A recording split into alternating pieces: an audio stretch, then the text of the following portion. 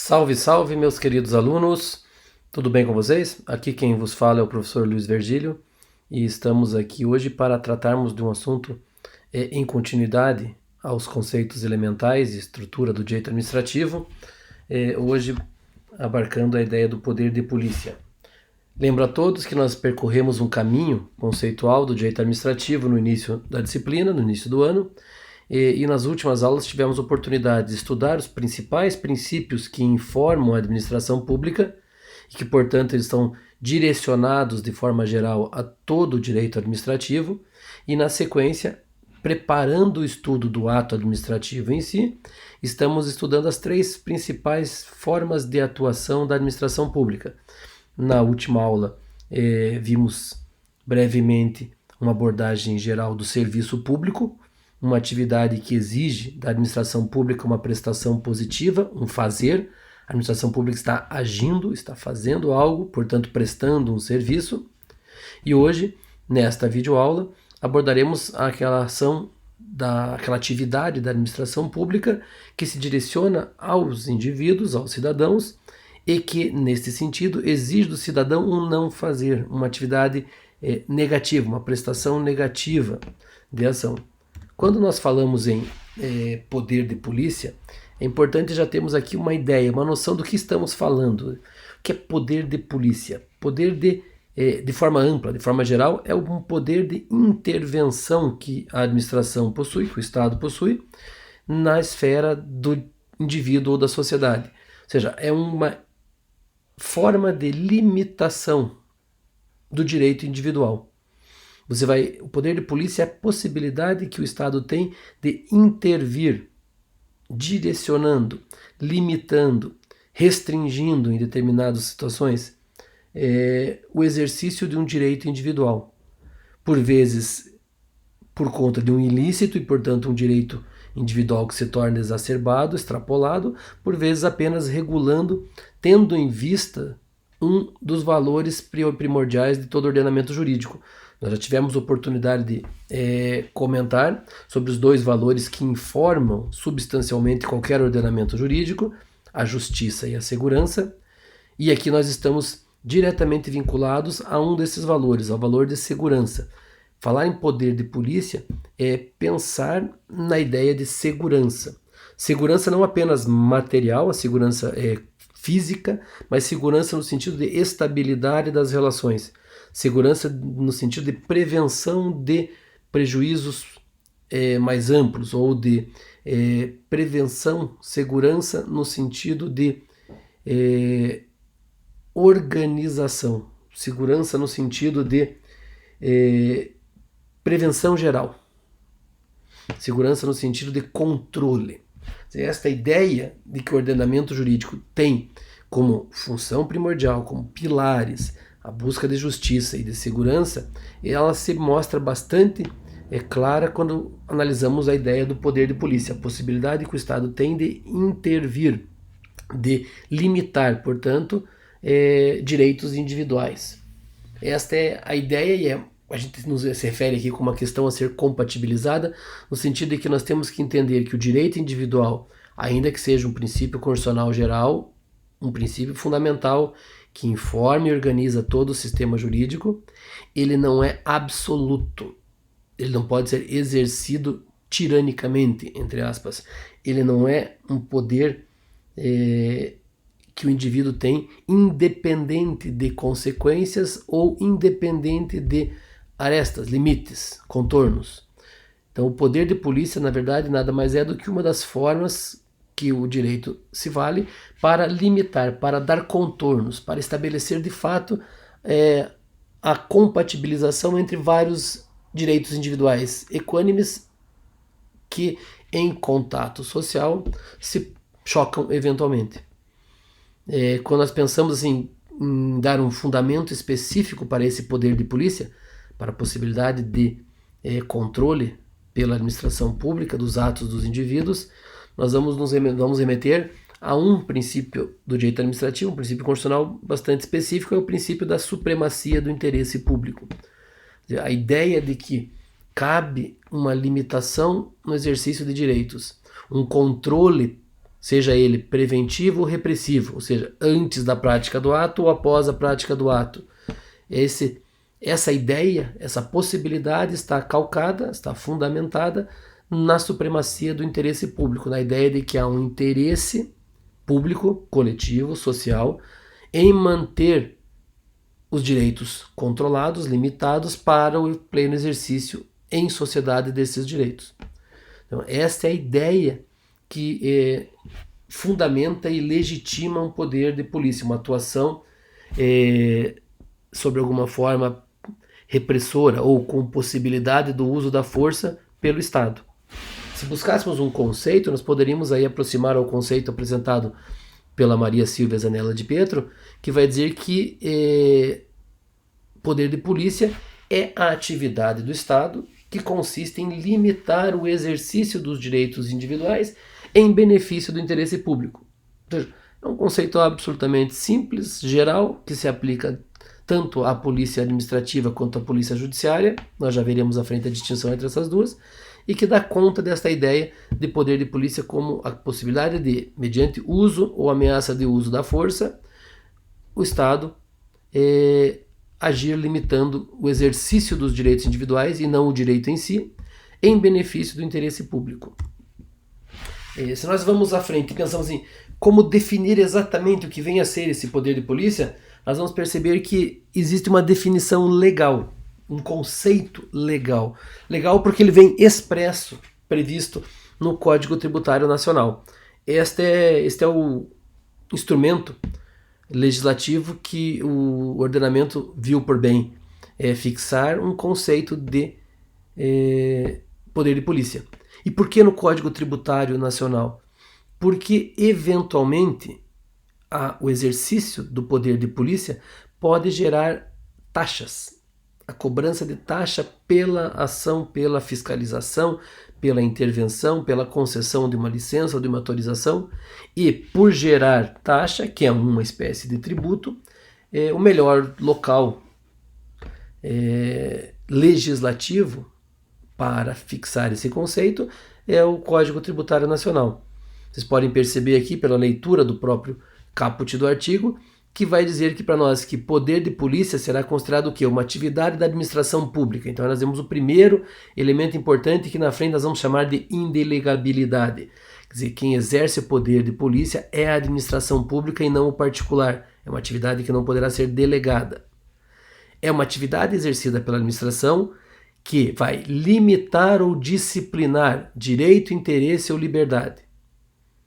É o que nós já comentamos no início.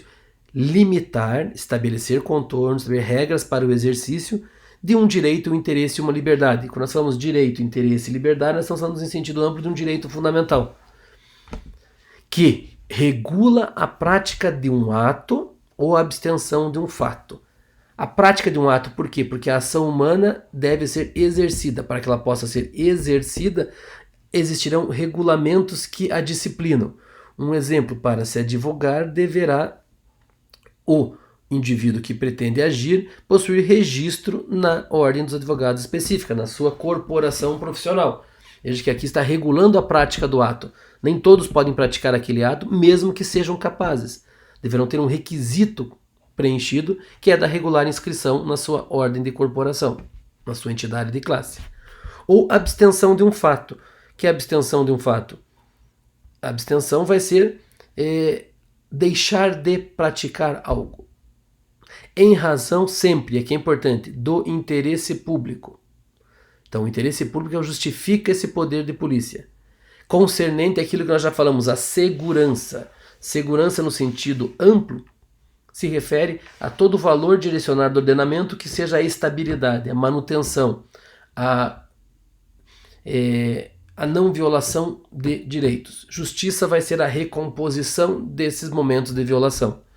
No sentido específico, nós podemos falar em segurança, em interesse público que proteja a segurança, a higiene, a ordem, os costumes, a disciplina de produção e do mercado, ao exercício de atividades econômicas dependentes de concessão ou autorização do poder público. Aqui, o legislador está o quê? Só exemplificando, não de forma exaustiva, não é taxativa, não é apenas aquilo que está previsto na lei, mas de forma exemplificativa, todas as atividades ou áreas nas quais o poder de polícia irá atuar. Com vista a quê? Com vista à tranquilidade pública ou ao respeito à propriedade e aos direitos individuais ou coletivos. O fim está sempre ali. Ou é manter a tranquilidade, a passividade, a segurança entre as relações e impedir que propriedade e direitos individuais ou coletivos sejam violados. Então aqui a gente percebe bem como o Código consegue, de forma explícita, nos definir exatamente o que é poder de polícia. A quem compete o exercício desse poder de polícia? E aí nós vamos ter uma repartição de competência, em que o poder de polícia irá competir tanto ao poder legislativo quanto ao poder executivo. É simples entendermos isso se lembrarmos que o princípio geral que informa todo o direito administrativo é o princípio da legalidade, e que todos os demais princípios, na verdade, poderiam ser entendidos como decorrências deste princípio da legalidade. Então, se temos isso em mente e lembramos disso constantemente, já entendemos que uma das competências para o poder de polícia é sempre do poder legislativo. Por quê? Porque compete ao poder legislativo criar não apenas a legislação que regula o direito, regula o poder de polícia, como as situações de limitação possíveis. Não agirá a administração sem lei prévia. Se não agirá a administração sem lei prévia, sempre a competência inicial é do poder legislativo. Em face de uma lei estabelecida, que não apenas faculta a administração pública agir, mas exige, determina que a administração pública atua, aquilo que nós já vimos como um poder-dever, ou a legalidade em sentido positivo e não em sentido negativo, gerará ao poder executivo a competência para, de fato, executar o poder de polícia. Executar isso de forma regulamentar, criando regulamentos, fiscalizando preventivamente ou repressivamente, antes de o fato acontecer ou após o fato ter acontecido. Então nós vamos sempre ter um conceito amplo e um conceito mais restrito de poder de polícia. Amplo no sentido de atuação do Estado na limitação dos direitos individuais. Restrito no sentido de polícia específica. A polícia administrativa ou judiciária que é executada a partir de lei e regulamentos prévios, seja na atividade de fiscalização preventiva, seja na atividade de repressão posterior à prática do ato. Uma distinção aqui se faz importante, que é a distinção entre a polícia administrativa e a polícia judiciária. Que distinção é essa? Se nós formos pensar numa distinção mais simples, nós poderíamos imaginar o seguinte: a polícia judiciária age sempre que não existe a prática de um ato ilícito. Não há ilícito penal sendo praticado. Há um ilícito apenas administrativo. A polícia judiciária é chamada a agir quando um ilícito penal é praticado. Isso vai querer dizer que a polícia administrativa não vai agir sobre pessoas, ela age sempre sobre coisas, sobre objetos, sobre atividades. A polícia judiciária, por sua vez, age sobre indivíduos, sobre a prática de ilícitos. Então essa é uma primeira distinção importante. É importante desde já lembrar que polícia administrativa, ou mais fácil, polícia judiciária, ela vai ser executada a partir de corporações próprias, polícia civil, polícia militar.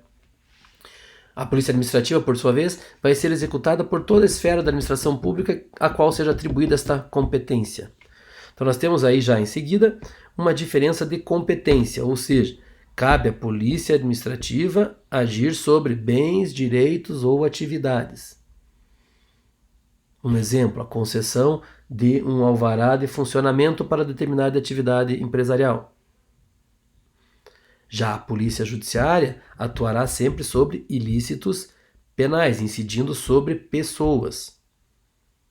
Por exemplo, a prática de um determinado ilícito, de um crime. Então, polícia civil e polícia militar serão chamadas de polícia judiciária. A polícia administrativa, em sentido muito mais amplo, é executada por toda a administração pública. A estrutura delas, portanto, se difere. uma vinculada a uma corporação específica e outra vinculada a toda a administração, desde que com competência atribuída legalmente e previamente. Os meios pelos quais se executa o poder de polícia. Se executa através de atos normativos, atos administrativos e operações materiais. Atos normativos é simples e todos entendem pela simples expressão. Atos normativos serão leis que criarão as limitações administrativas e que vão definir quais são as infrações e as sanções para esses descumprimentos. Atos administrativos já são atos, por exemplo, de fiscalização, atos em que nós teremos medidas preventivas sendo tomadas. Medidas preventivas, nós fazemos referência sempre ao quê? A uma fiscalização que é realizada, uma blitz para verificação de documentação e requisitos legais para trânsito de veículos automotores, por exemplo. Vistoria, uma notificação, uma autorização, a concessão de uma licença, são todas atividades o quê? Preventivas, são todas atividades praticadas por atos administrativos previamente à existência de um ato ilícito. Está-se aqui prevenindo, de forma oposta à atividade de controle, operações e atos administrativos e operações materiais de repressão. Repressão, por exemplo, a dissolução de uma reunião, a dissolução de uma manifestação em que é a reunião pública de indivíduos que estão ferindo patrimônio público, por exemplo. Ainda, a internação compulsória de indivíduos com doença contagiosa com potencial epidêmico. Então, você vai ter uma série, apreensão de mercadorias com prazo de validade já vencido e que podem colocar a saúde pública em risco. É uma série de atos que já são repressivos, é uma atuação porque o ato ilícito já foi praticado. Então, os meios de atuação serão sempre normativos, administrativos ou em operações que são executadas materialmente de forma preventiva ou de forma repressiva. Qual é a característica desses atos praticados pela administração pública? 3 são as características principais: discricionariedade, autoexecutoriedade e coercibilidade. Nós vamos agregar mais 2 que vão auxiliar o entendimento. De forma bem objetiva e simples, entendemos essas características como discricionariedade. O juízo que é atribuído à administração para agir ou não agir. Sempre que vocês ouvirem a palavra discricionário, vocês estão falando uma palavra que se opõe à vinculação. O ato será discricionário ou vinculado. Vinculado é quando não há margem para a administração pública valorar, decidir.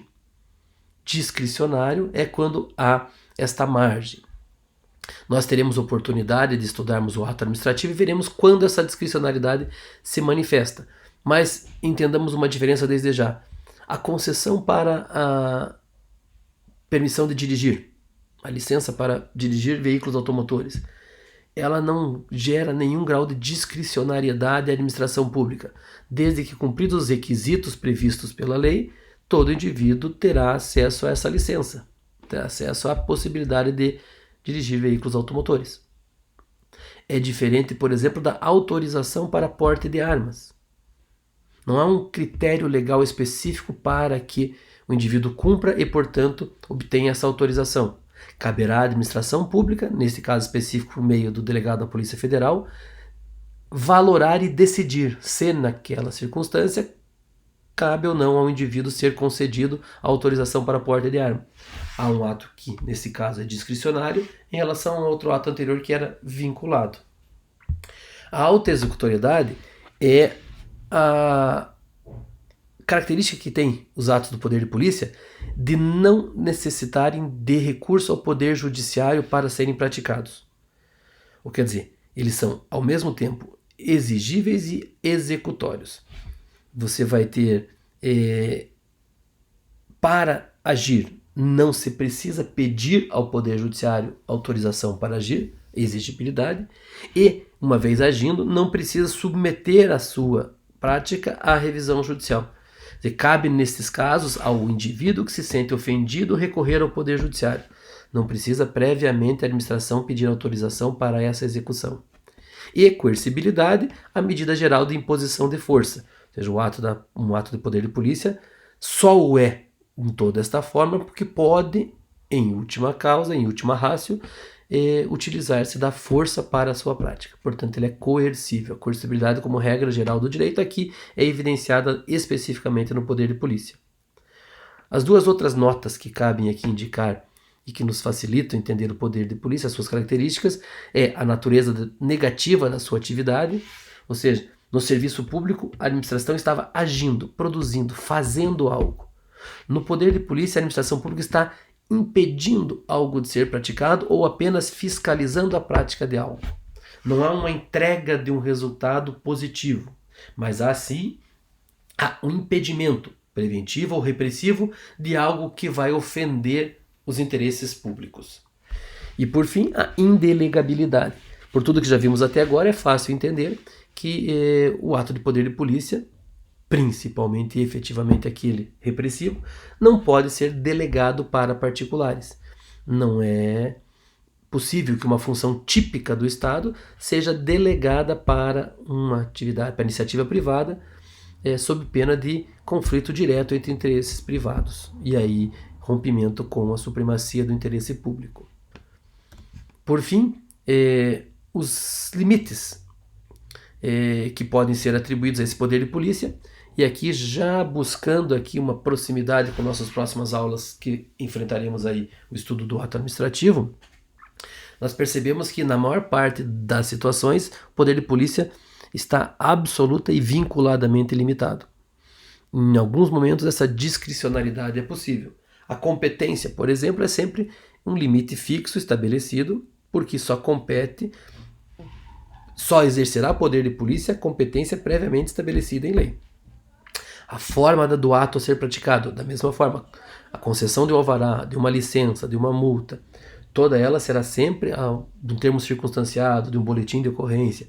Todos eles têm uma forma própria específica que deve ser respeitada e cumprida.